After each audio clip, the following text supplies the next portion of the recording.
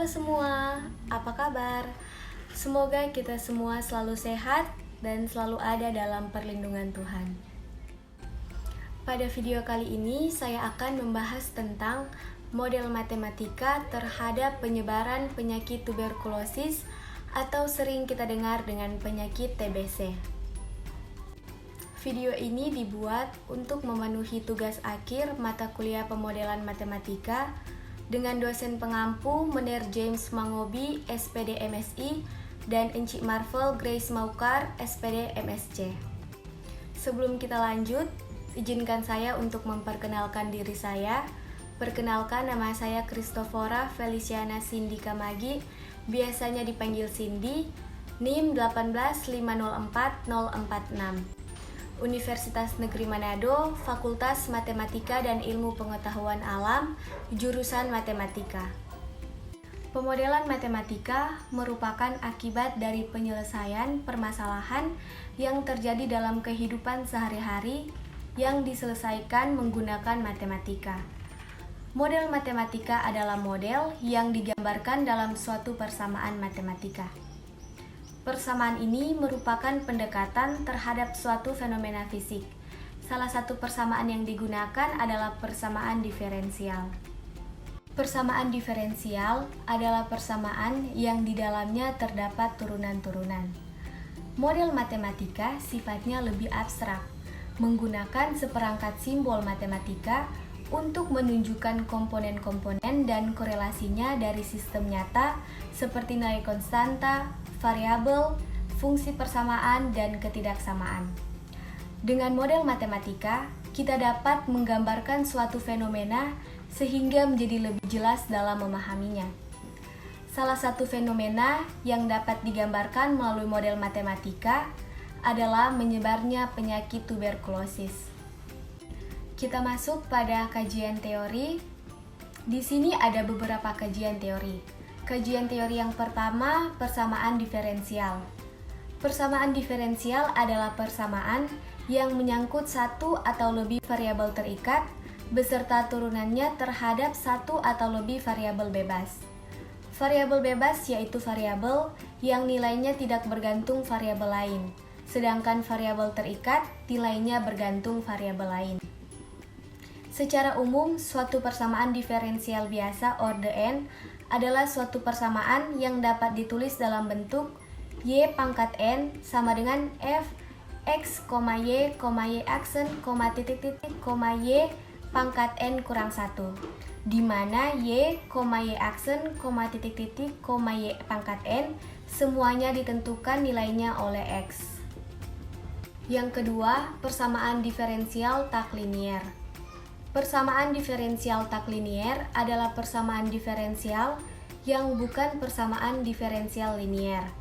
Dengan demikian, persamaan diferensial f, x, y aksen, titik-titik, y pangkat m sama dengan 0 adalah persamaan diferensial linier jika salah satu dari berikut dipenuhi oleh f. Yang pertama, f tidak berbentuk polinom dalam y, y aksen, titik-titik, y pangkat m. Dan yang kedua, f tidak berbentuk polinom berpangkat lebih dari 2 dalam y, y aksen, titik-titik, y pangkat m. Kajian teori yang ketiga yaitu sistem persamaan diferensial. Sistem persamaan diferensial adalah suatu sistem yang memuat n buah persamaan diferensial dengan n buah fungsi yang tidak diketahui, di mana n merupakan bilangan bulat positif lebih besar sama dengan 2. Bentuk umum sistem persamaan diferensial orde n adalah dxi per dt fi t, xi, titik-titik, xn, di mana i sama dengan 1, titik-titik, n, di mana dxi per dt merupakan derivatif fungsi xi terhadap t. Kajian teori berikutnya, model matematika. Model matematika dari suatu masalah adalah rumusan masalah dalam bentuk persamaan atau fungsi matematika. Sedangkan pemodelan matematika dari suatu masalah adalah langkah-langkah yang ditempuh untuk memperoleh dan memanfaatkan persamaan atau fungsi matematika dari suatu masalah. Syarat utama model yang baik adalah sebagai berikut. Yang pertama, representatif, di mana model mewakili dengan benar sesuatu yang diwakili, makin mewakili, dan model makin kompleks. Dan yang kedua, dapat dipahami atau dimanfaatkan, di mana model yang dibuat harus dapat dimanfaatkan atau dapat diselesaikan secara matematis, makin sederhana, makin mudah diselesaikan. Langkah-langkah dalam pemodelan masalah adalah sebagai berikut. Pertama, identifikasi masalah. Kedua, membuat asumsi. Ketiga, menyelesaikan atau menginterpretasikan model. Dan yang keempat, verifikasi model. Kajian teori yang terakhir yaitu tuberkulosis. Tuberkulosis adalah suatu penyakit menular yang disebabkan oleh basis Microbacterium tuberculosis tipe Humanus. Basil berbentuk batang itu tahan terhadap asam pada pewarnaan. Bacillus tuberculosis akan cepat mati jika terkena sinar matahari secara langsung, tetapi dapat bertahan hidup beberapa jam di tempat yang gelap dan lembab. Perjalanan penyakit tuberkulosis. Tuberkulosis primer. Basil tuberculosis masuk melalui sistem saluran pernafasan dan bersarang di dalam jaringan paru-paru, di mana basil tersebut akan membentuk suatu sarang pneumonik. Dari sarang primer akan terlihat peradangan saluran getah bening menuju hilus. Peradangan-peradangan itu diikuti oleh pembesaran kelenjar-kelenjar getah bening di hilus. Afek primer bersama limfadenitis lokal dan limfadenitis regional dikenal sebagai kompleks primer. Tuberkulosis postprimer. Dari tuberkulosis primer akan muncul bertahun-tahun kemudian. Tuberkulosis postprimer biasanya muncul pada umur 15-40 tahun. Tuberkulosis postprimer dimulai dengan sarang dini yang umumnya terletak di segmen apikal dari lobus superior maupun lobus inferior. Sarang dini ini mula-mula berbentuk suatu sarang pneumonik kecil. Sekarang kita masuk pada pembahasan. Pembahasan pertama tentang penyebaran penyakit tuberkulosis. Penyebaran penyakit tuberkulosis yaitu melalui penderita TBC yang dahaknya mengandung Microbacterium tuberculosis hidup. Infeksi bakteri ini paling sering disebarkan melalui udara. Penyebaran melalui udara berupa partikel-partikel percikan dahak yang mengandung bakteri yang berasal dari penderita saat batuk, bersin, atau bicara. Partikel yang mengandung bakteri ini terhisap oleh orang sehat dan akan menimbulkan infeksi di saluran pernafasan. Tuberkulosis paru sering menyebabkan terjadinya nekrosis perkejuan, destruksi jaringan paru, dan terbentuknya kavitas. Perkejuan, pembentukan kavitas, dan kerusakan jaringan paru merupakan proses yang penting pada patogenesis tuberkulosis manusia. Pada tempat-tempat perkejuan dan kavitas ditemukan bakteri di luar sel dalam jumlah besar. Di dalam perkejuan, bakteri tuberkulosis mampu tumbuh ekstraseluler dan dapat ditemukan dalam jumlah yang banyak. Dari sebuah kavitas, bakteri tuberkulosis memasuki saluran pernafasan, menyebar ke seluruh paru yang lain, dan menular pada orang lain. Di dalam jaringan tubuh, bakteri dapat hidup bertahun-tahun. Tanpa pengobatan, setelah 5 tahun, 50% penderita akan meninggal, 25% sembuh sendiri, 25% menjadi kasus kronik yang tetap menular. Di sini teman-teman bisa lihat pola penyebaran penyakit tuberkulosis yang diberikan dalam diagram kompartemen. Inilah keterangan dari diagram yang teman-teman sudah lihat tadi. Yang pertama, satu penderita TB aktif masuk dalam populasi susceptible. Kedua, peluang transmisi populasi susceptible menjadi terinfeksi per kontak individu per tahun. Ketiga, populasi susceptible menjadi penderita laten TB atau terinfeksi tetapi belum menular atau TB pasif karena bakteri dalam tubuhnya belum berkembang dan menginfeksi secara penuh dan juga dikarenakan kekebalan tubuhnya yang kuat menahan bakteri yang masuk dalam tubuhnya. Keempat, laju perkembangan dari laten TB menjadi TB aktif. Kelima, populasi susceptible menjadi penderita TB aktif atau terinfeksi dan menular karena bakteri yang masuk dalam tubuhnya berkembang dan menginfeksi secara penuh, dan juga dikarenakan kekebalan tubuhnya lemah menahan bakteri yang masuk. Keenam, laju perkembangan manusia yang telah terinfeksi menjadi sembuh. Pembahasan selanjutnya yaitu pembentukan model matematika. Dalam pemodelan matematika terhadap penyebaran penyakit TBC, variabel yang digunakan adalah 1. Jumlah manusia yang rentan TBC pada saat TST. 2. Jumlah manusia laten TBC atau terinfeksi tetapi belum menular atau TBC pasif pada saat TLT. 3. Jumlah manusia terinfeksi TBC atau terinfeksi dan menular atau TBC aktif pada saat TIT. Setelah mengetahui variabel-variabel yang digunakan dalam membentuk model matematika, maka selanjutnya menentukan lokasi untuk memiliki variabel tersebut. Parameter yang digunakan pada pembentukan model matematika ini yaitu alfa sama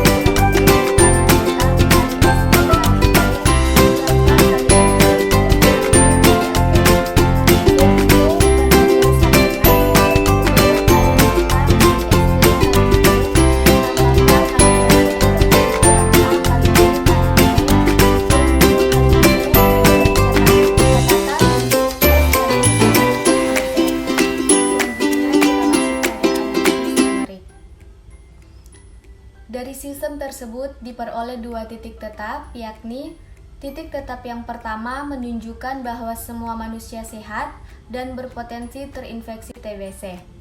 Fix poinnya pertama, Z sama dengan 0, Y sama dengan 0, X sama dengan 1,529411765. Dan yang kedua, X sama dengan 139,0952543, Z sama dengan negatif 58,78698509, Y sama dengan negatif 68,4046830.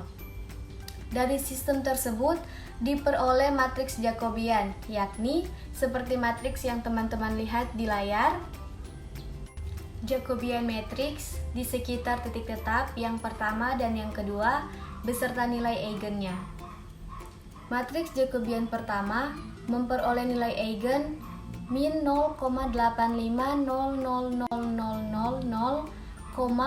min 0,85431,857, min 0,9894461333. Dan matriks Jacobian yang kedua memperoleh nilai eigen sama dengan 0,9095, min 0,92448848414202, min 0,8545. Dari sistem persamaan diferensial di atas akan dianalisis dengan menggunakan data dari laporan morbiditas rawat inap tahun 2007 di Medical Record Rumah Sakit Paru Batu. Parameter yang digunakan dalam model ini adalah ST sama dengan jumlah pegawai tambah jumlah pasien rawat inap kecuali pasien TBC sama dengan 178 tambah 3.341 sama dengan 3.519 orang. LT sama dengan jumlah pasien laten TBC sama dengan 330 orang. Dan IT sama dengan jumlah pasien terinfeksi TBC sama dengan 275 orang. Dengan melakukan proporsional terhadap parameter tersebut, maka S0 sama dengan 3.519 per 4.819 sama dengan 0,73.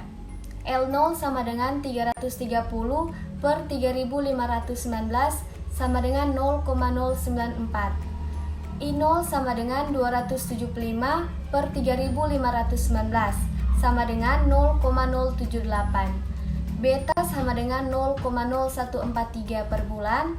D sama dengan 0,0006 per bulan.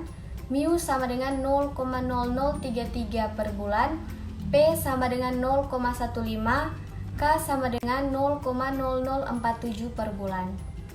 Nah, dengan menggunakan program MATLAB untuk model TBC pada sistem di atas, dihasilkan gambar seperti yang teman-teman lihat. Grafik-grafik tersebut merupakan hasil model TBC dengan MATLAB. Sekian presentasi dari saya. Terima kasih untuk teman-teman yang sudah menonton. Salam sehat.